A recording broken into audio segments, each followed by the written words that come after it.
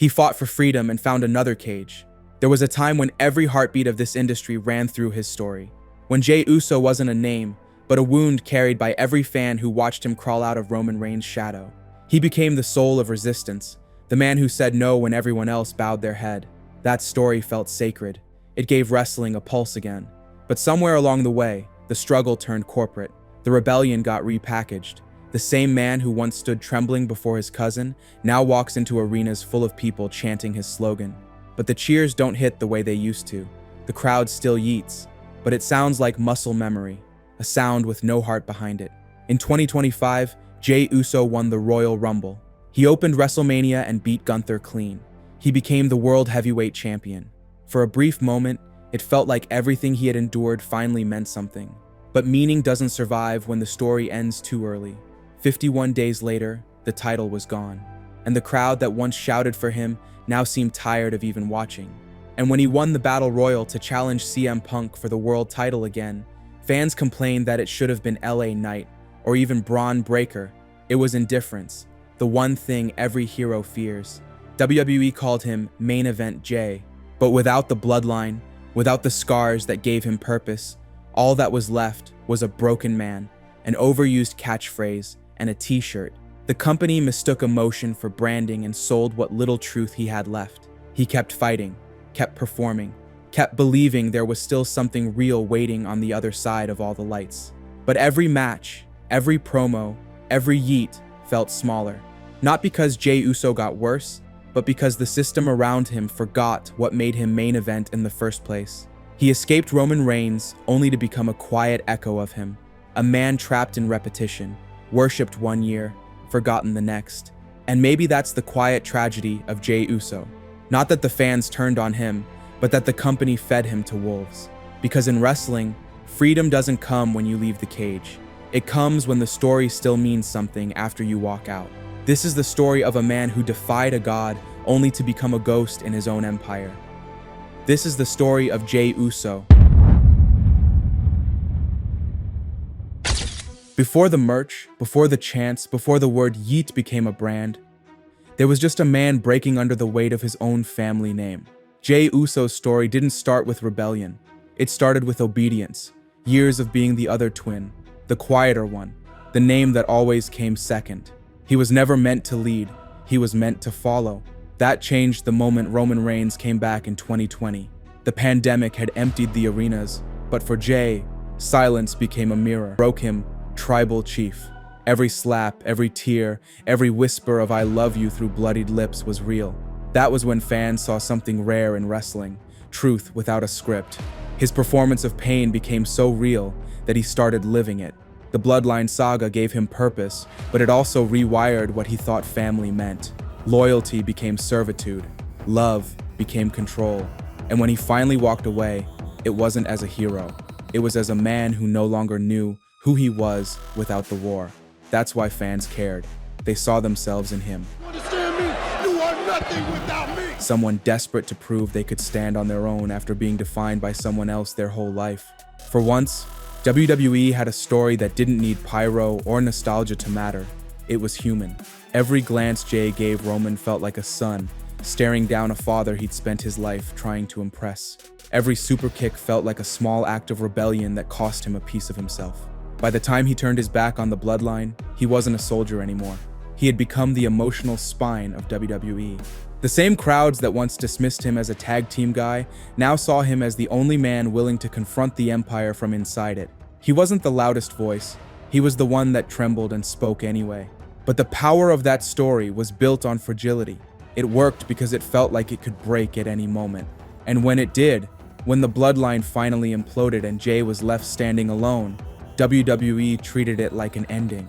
They took the most human story they had ever told and froze it in place. The fans had watched him survive trauma, manipulation, guilt, and grief. They expected that pain to evolve into something new, maybe peace, maybe rage, maybe redemption. What they got instead was a reset, a smiling face on Monday Night Raw, pretending that pain didn't exist. The crowd shouted behind him, yeeting their hands to his song because it was catchy. But when the glow faded, the disconnect began. The Jey Uso fans had believed in wasn't supposed to be perfect. He wasn't supposed to move on like the story didn't scar him. He was supposed to carry it, to let that weight define who he became next. But WWE didn't want that version. They wanted the marketable one, the one who could sell shirts, dance to his own theme, and shout yeet without reminding anyone why he said it in the first place. The story that once was about survival became about spectacle, and the man who once felt like the heart of wrestling became another product in its bloodstream. That's the legacy Jey Uso carries now. Not the triumph of escape, but the aftermath of it. The kind of pain that doesn't leave bruises, only silence. Because every story that begins with truth ends with a choice, to keep living it, or to let the machine rewrite it for you. And in 2025, Jey Uso learned what happens when you stop fighting for your own story and become another corporate spectacle. When the Bloodline finally collapsed and Jey moved to Raw, it felt like a clean slate. For the first time, he wasn't tied to Roman, Jimmy, or the family's shadow. He was on his own, and for a while, it worked. The crowd rallied behind him because the rise felt organic. His catchphrase caught fire, a single word echoing through arenas the way Yes once did for Daniel Bryan. For a moment, it felt like Jey Uso had built something real on his own terms. But instead of turning that momentum into story and growth, WWE turned it into merchandise. The chants replaced the character. The connection became a slogan, and with every passing week, the yeet that once felt alive started sounding rehearsed. Jey kept losing, kept starting over, and the company refused to pull the trigger. Then came the Royal Rumble in 2025, the night that should have defined him forever. The same man who once knelt before Roman Reigns now stood in a sea of fireworks, pointing to the WrestleMania sign like he had finally broken his chains. It was poetic, it was earned, it was everything the story had promised, until it wasn't, because that moment wasn't treated like closure, it was treated like a commercial. The camera lingered on the sign longer than it did on the tears in his eyes. Commentary sold it as branding, not belief. WWE called it redemption, but redemption needs risk. And Jey's rise had none. He was booked like a product rollout. Every obstacle was staged. Every emotion trimmed into a marketable soundbite. When he finally beat Gunther at WrestleMania, the finish didn't feel like triumph. It felt like a logo reveal. Gunther's historic reign ended, but the celebration felt hollow. The moment that should have been sacred, the rise of the underdog who fought through family and failure, was treated like another headline. WWE got their clip, their trend, their hashtag. What they didn't get was faith, because belief can't be booked. It's earned on the nights when a crowd doesn't know if they still love you, and you make them remember why they did. Jey never got those nights. He got scripts, slogans, and a reign too safe to mean anything. 51 days, 3 defenses, no closure. Fans started questioning what WWE refused to acknowledge, that Jey's in-ring work hadn't evolved. The same super kicks, the same splash, and a borrowed spear that looked more like imitation than identity. You can't sell repetition as reinvention, not when you're calling someone the face of a new era. He didn't lose because he was out-wrestled. He lost because his story stopped being about him. Gunther got his redemption, Goldberg got his farewell, and Jey Uso became a placeholder. That's when the cracks started to show. The crowd still chanted, but the passion was gone. The yeet became background noise, a meme that outlived its meaning. The fire was gone, replaced by corporate choreography. The company that once let him bleed in the ring now told him to smile through it. The man who once shook the industry with truth now existed to fill time between advertisements. And when the fans began to pull away, WWE made the same mistake it always does. They pushed harder. More catchphrases, more forced yeet breaks mid-match, more scripted gratitude promos, more hollow title shots. The louder they marketed him, the quieter the audience became, because fans can smell what's fake. They can tell when a man is fighting for his place and when he's just reading the part. Every victory felt a sign. Every redemption beat felt manufactured. He was supposed to be the symbol of authenticity, the soul of a new generation. Instead, he became its mascot, a reminder of how WWE keeps trying to recreate what it once loved, without understanding why it worked. They built Jey Uso a pedestal, but forgot to build him a purpose. And when the lights dimmed, the man who once defied his family became something far smaller, predictable, polished, and safe. Nothing kills a rebellion faster than success without soul.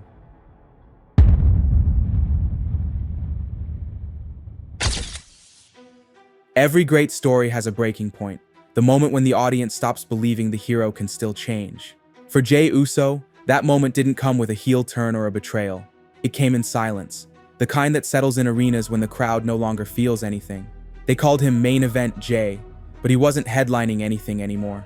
He was opening shows, filling time in mid-card matches, running interference in other people's feuds. The cameras still found him, but the lens didn't love him the same way. What was once emotional weight had become background noise, and for a while, he played along. He smiled through it, threw up the ones, hid his poses, acted like nothing had changed. But you could see it in his eyes, that quiet confusion, the same haunted look he had when Roman told him to fall in line. Only this time, there was no tyrant to rebel against.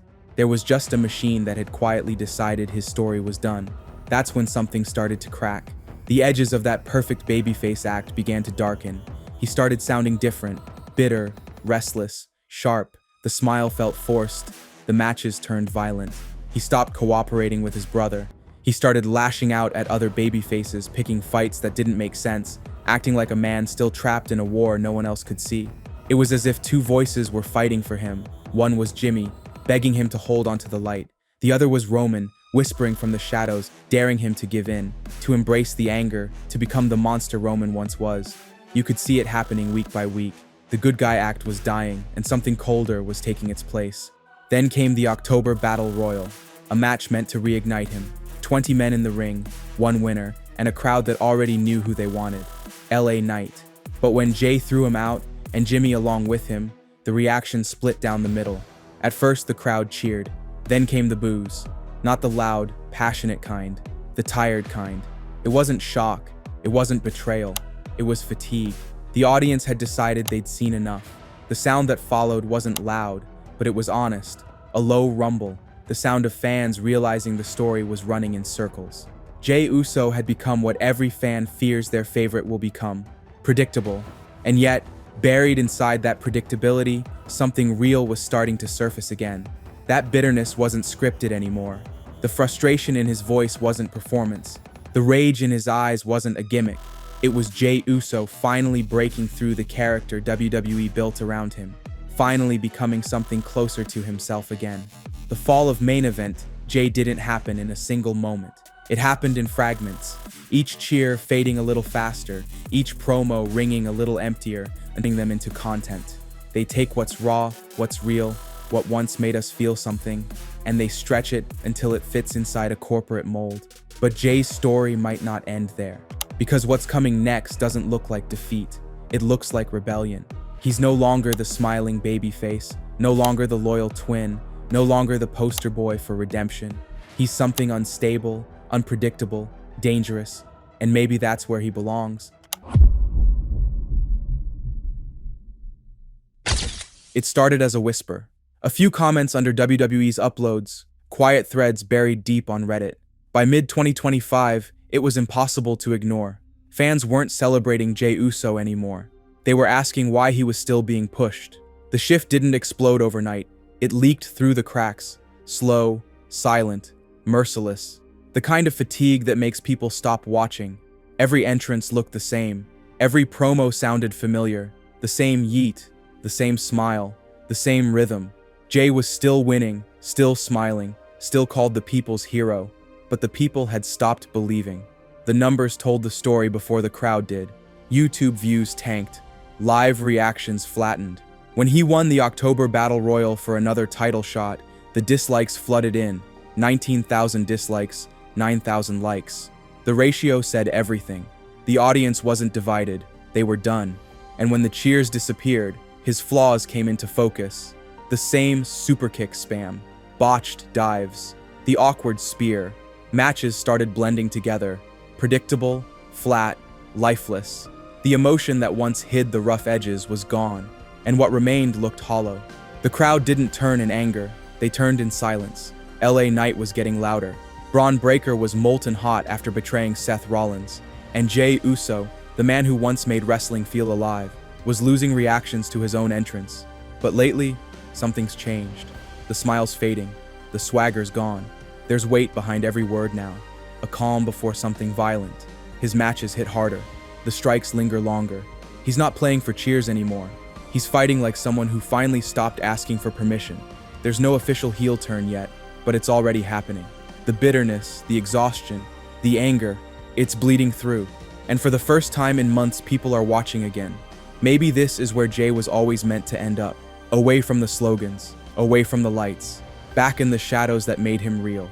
The crowd might boo, the critics might pick him apart, but at least it'll be honest this time. He doesn't need another redemption arc. He needs to stop pretending he's still the man who defied Roman Reigns. That man died the day WWE turned him into a product. What's rising in his place, that quiet defiance, that unfiltered resentment, might be the most real thing Jey Uso's done in years. Because maybe the story isn't over. Maybe this time, the pain won't fade when the lights go out. Maybe this time, he won't escape the cage. He'll burn it down from the inside.